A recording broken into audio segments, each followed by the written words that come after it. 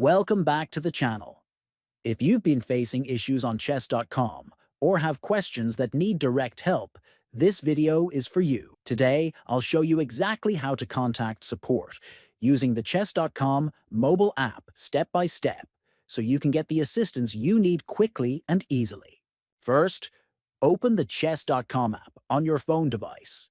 Next, look at the bottom right corner and tap on the option labeled More. Then, scroll down the menu until you find an option labeled Support. Tap on it to open the support menu. After that, you'll see Contact someone directly.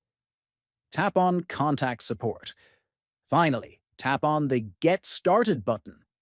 From here, you can describe your issue, ask a question, or report a problem. And that's how you can easily reach out to the chess.com support team through their app. And the support team will get back to you as soon as possible. Thanks for watching, and don't forget to like, comment, and subscribe for more helpful tech tips.